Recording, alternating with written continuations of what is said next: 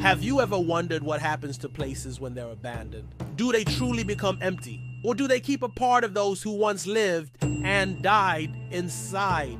This is the story of St. Mary's Asylum, a hospital for the mentally ill that closed nearly 40 years ago.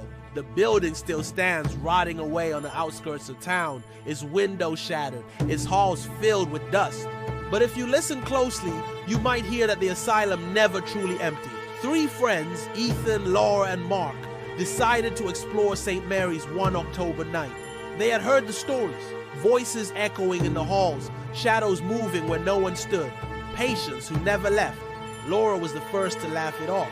It's just an old building. Let's film it for YouTube. We'll get views. Mark hesitated, but Ethan pushed open the gate. The iron screeched as if it hadn't been touched in years. Their flashlights pierced the darkness, dust swirling in the beams like falling ash. The moment they stepped inside, the air grew colder, unnaturally cold. They walked down endless corridors, the walls covered in peeling paint and strange stains. Old wheelchairs and hospital beds lay overturned, as if everyone had run at once. On one wall, words were scratched deep into the plaster.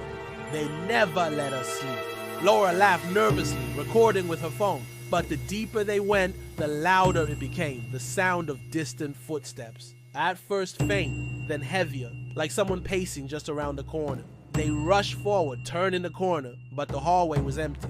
They found a door marked Patient Records. Inside, shelves sagged under the weight of moldy files. Ethan grabbed one at random, blowing away the dust. It was for a patient named Abigail Cross.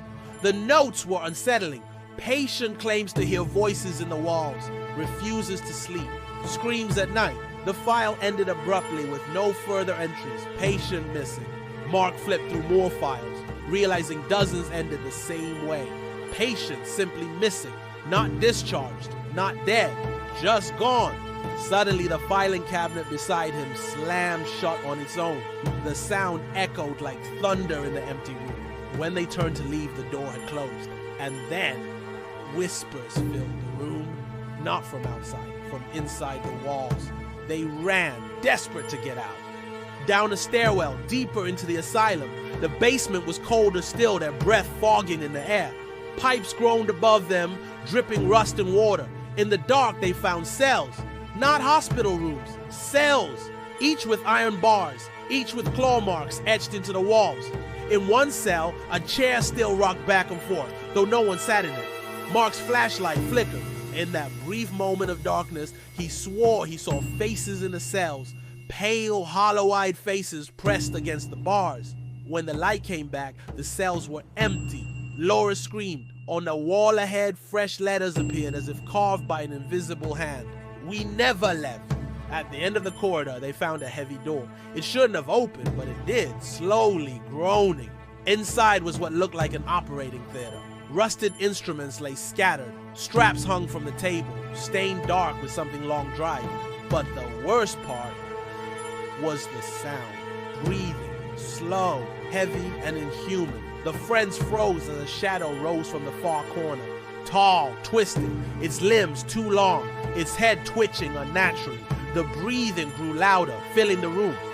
Then it spoke, in a voice that wasn't one voice, but many, layered and broken. "Stay with us." The door slammed shut behind them. The next morning, police found the asylum's gate open. Inside, they discovered Laura's phone on the ground. The last video showed her flashlight dropping to the floor, the beam spinning wildly before cutting out. No trace of Ethan, Laura, or Mark was ever found. But if you walk by St. Mary's Asylum today, you'll sometimes hear it, a phone ringing in the distance, footsteps in the hall, and breathing, heavy, patient, waiting, because St. Mary's never closed. Not really. It's still alive, and it's waiting for more visitors.